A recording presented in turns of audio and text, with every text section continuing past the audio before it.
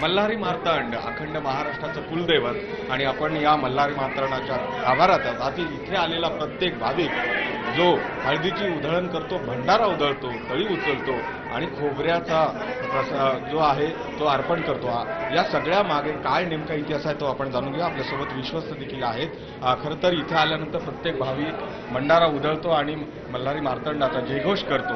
ही नेमकी प्रथा काय आहे आणि खोबऱ्याचं सुद्धा उधळण केली जाते, ती प्रथा सर्वांना जय मल्हार। आपण या ठिकाणी पाहिलं की जेजुरी ही सोन्याची नगरी असं म्हटलं जातं।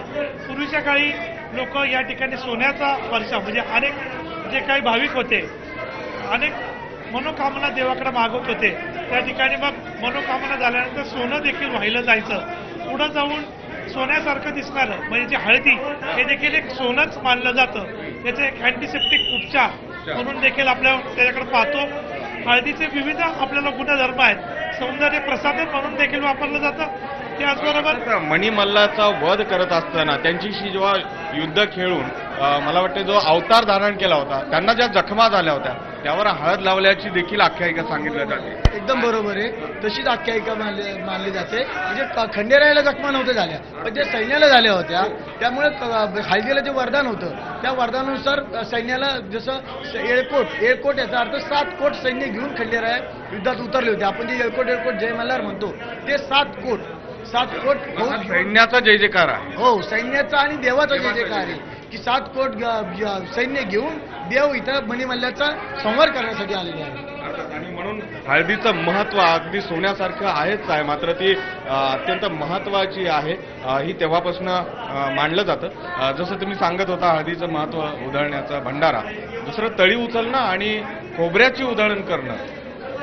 खऱ्या अर्थाने जसं हळदीचं आपल्याला एक महत्व आहे तसंच नारळाचं देखील आपल्याकडे महत्व आहे। ते नारळ एक असा त्याचे सगळं श्रीफळ की प्रत्येक पाठ नारळाचा हा उपयोगात येतो। त्याचप्रमाणे तो प्रसाद म्हणून हा भाविकांना खोबरं उधळून आणि हळदीचा ते प्रशासन केल्यानंतर देखील शरीराला चांगला असतं आणि तो प्रसाद म्हणून घेऊन जाण्यासाठी एक सोपा आणि बऱ्याच दिवस टिकणार आहे। आनंद होतो या सगळ्या संस्थांची सेवा करत असताना, खरं तर भाग्यच म्हणावं लागेल। हो, खऱ्या अर्थानं माऊली आणि खंडेराय या दोन्हीचं पण आज मिलन होत आहे आणि ही सेवा संपूर्ण अखंड महाराष्ट्राचं कुळदैवत हे खंडोबा आहे आणि या ठिकाणी ट्रस्टी म्हणून काम करत असताना अतिशय आनंद होतो। आणि आपण बघितलं तर हा आनंद आहे, हा भाव आहे आणि इथे येणारा प्रत्येक वारकरी देखील इथे येऊन नतमस्तक होत असतो, कारण की हे अखंड महाराष्ट्राचं नव्हे देशाचं कुलदैवत आहे आणि याच कुलदैवताच्या नावानं जय मल्हार सदानंदाचा। व्हिडिओ जर्नलिस्ट हर्षद गोविंद वाकडे, न्यूज 18 लोकमत, जेजुरी।